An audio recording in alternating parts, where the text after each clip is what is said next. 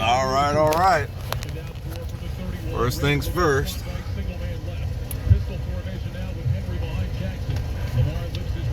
Taurus GC3X 9mm. Great gun. Lots of fun. Very, very light trigger pull. And I believe that's just factory, so I don't think it was ever modded or anything like that. What's happening, mediocre people of YouTube? Merry Christmas to you. I am on my way out to spread holiday joy, right? It's always a warm, kind of fuzzy feeling you get Christmas Eve, Christmas Day. Who's this asshole? Fuck does he think he's going?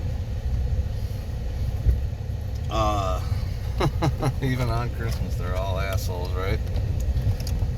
Anyway, yeah, on my way out to spread some holiday joy and some love and all that good stuff. And I tried my damnedest, and I really wasted more time than anything, probably 20 minutes or so, until I finally gave in and realized I'd fried that resistor days ago, and there's nothing I can do about it. I mean, not resistor, transistor. I fried that transistor several days ago. There's not a damn thing I can do about it to make it work again. So I have to wait till the new one comes in. I wanted to give you guys sound samples, you know, for Christmas Day or whatever, and it just didn't happen.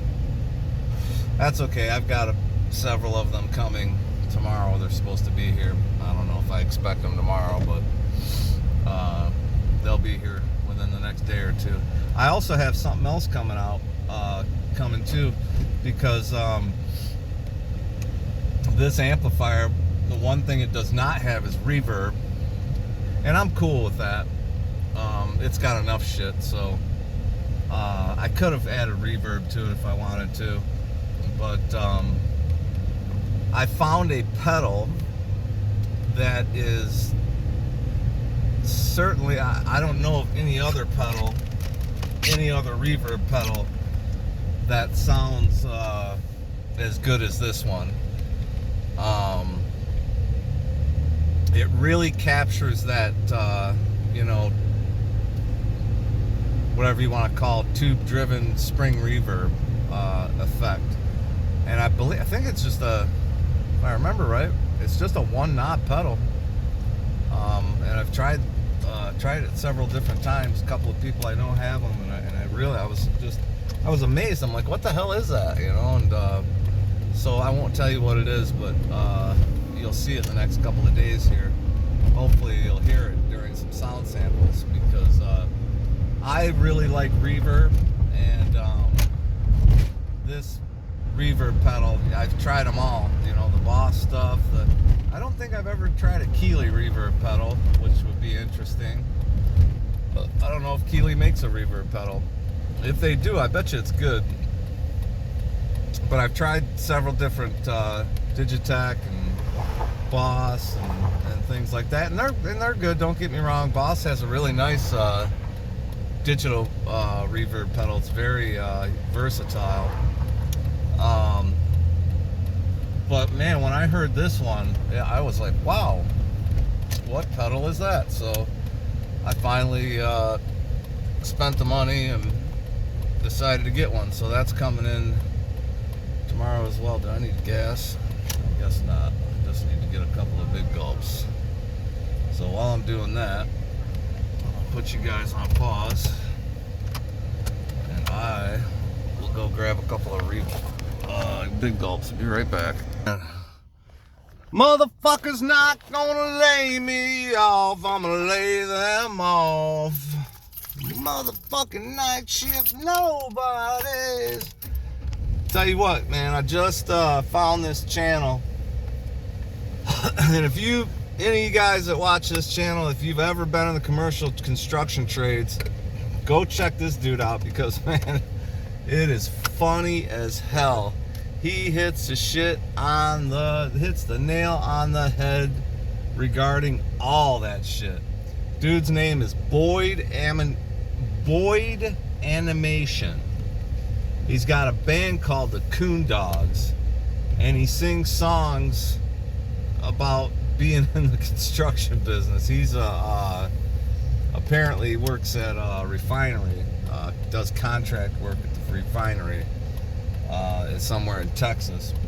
And man, it's just, you can, if you've ever been in the commercial trades, construction trades, you can relate to everything. The cartoons are fucking hilarious.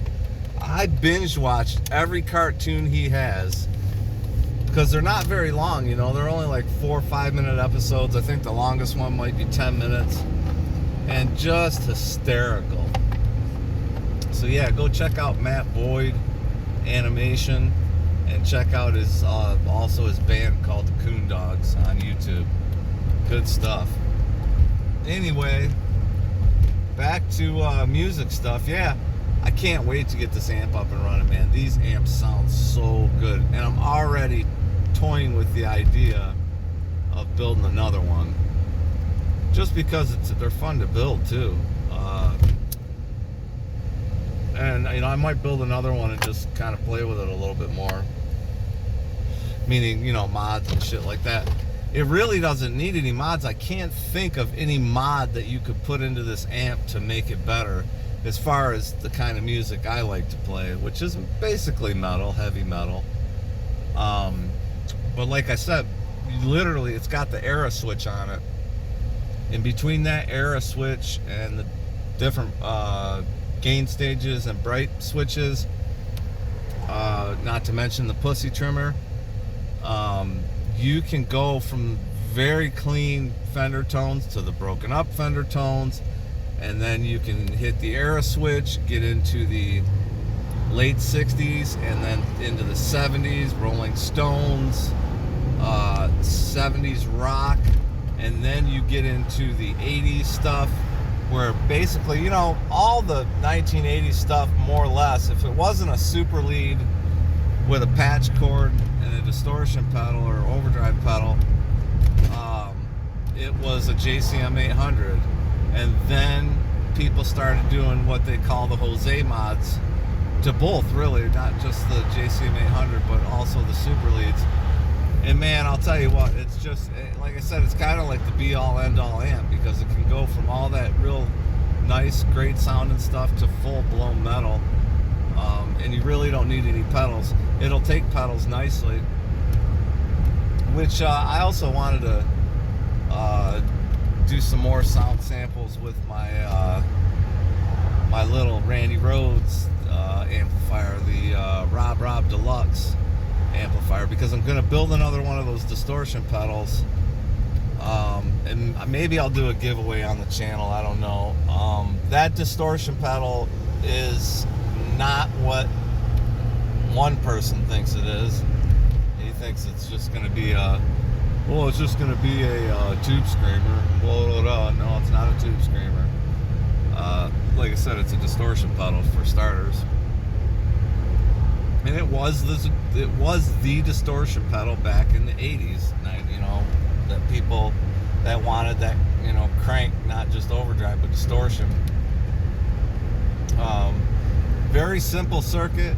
This one is the same, basically starts out with the very same simple circuit, and then it's got a couple of mods on it, so you can do a couple of little things, you know, little fun things that you can do with it.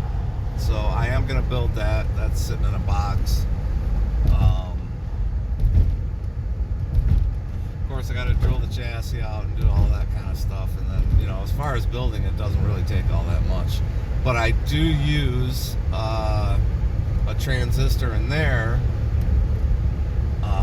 that's kind of special. Not that it's special, it's just that the original one is very difficult to find, and the ones that you do find are high priced for a transistor. I mean, you know, you go out and buy a transistor, I mean, you shouldn't really be paying any more than like 50 cents at the most, right? And just like the 7806 that I needed, it, you know, the first ones that popped up were like $6 a piece. Oh, fuck, dude. It's a transistor. so I went to that's another place that I went to is it's a website called it's Proto something, and they deal in more of the solid state stuff, and they were very quick with my order. Got my order out. It's going to be delivered tomorrow. I ordered it on a Sunday, and he made sure to get it out on Friday. I couldn't find the transistor that I needed. Antique Electronic Supply has some transistors they carry, but they didn't carry the 7806, which was strange to me because it's a really common transistor. It's nothing more than a voltage regulator. That's all it does. It takes in I think you can input up to like 35 volts into it, and it outputs about 6.5 volts. So obviously we're using it for heaters. On the first V1 and V2 of that amplifier run off of those heaters. It goes into a board and comes out, hits the transistor, and it runs the heaters for V1 and V2. V3, the phase inverter, plus 4 EL34 tubes, they run off the regular heater supply. And you say, well, why did they do that? Why didn't they just run all of them off of the same heater supply like you see, most people do? Well, we'll find out, The other thing I'm doing on this amplifier is I'm trying to draw a schematic for it. Soriatone does not offer a schematic. What they do offer is some very nicely made and nicely detailed layouts, which is great, especially for the building process. But the schematic kind of takes you more into why things are doing what they're doing and how things are doing what they're doing. So I've been trying to do that as well, so that I can have a schematic for that amp, so that I can, if anybody else wants one, I can give them a copy, because it's always nice to have the schematic no matter what. If you're working on this stuff, whether it's solid state, whether it's tube based, it's nice to have that schematic. It's almost impossible without it. It's not impossible, but it makes it much easier if you have a schematic in front of you to look at. But yeah, man, I hooked that thing up and I was all holly jolly, Merry Christmas, but then I started checking voltages, and like I said, I was getting 12 volts on one side of the 12AX7. You can think of a 12AX7 tube as 2 tubes, it really is two tubes inside of one, what a 12AX7 is, and many of the other 12AX or 12A whatever 7 tubes. They're 2 tubes inside of one, basically. So you've got a heater on either side there, and you should be seeing about 6.5 volts on either side. And the next, I'm like, what the hell's going on here? I've got like 10 volts on this side, and then I've got like, I don't even remember what it was. I think maybe it was less than 6 even on the other side. I'm like, what in the hell is going on? And it's not like anything was shorted or anything like that. It wasn't pulling a bunch of amps or anything. Did notice at some point that transistor was very hot. Like I said, it melted through one of my clips for my multimeters. That was the first giveaway. And then the funny part of the whole thing is I'm like, oh, I wired it wrong. Well, I was about to wire it wrong a second time. And then I just happened to be looking at this. Man, I'm sick right now. I've got a sinus infection or something going on. Bronchitis, something going on. So I was kind of like, how you get those like feverish dreams, or you're kind of walking around in a daze because of this fever you've got. I was doing that last night, and I walked down there and I'm looking at the layout and I'm like, oh shit, man, I was about to wire that thing wrong the second time too. Oh well. Anyway, I'm gonna go spread some holiday joy. I hope all of you have had a phenomenal Christmas. I hope and I wish nothing but the best to all of you in the coming new year. God bless you and your families, and until next time, peace out, my brothers and sisters.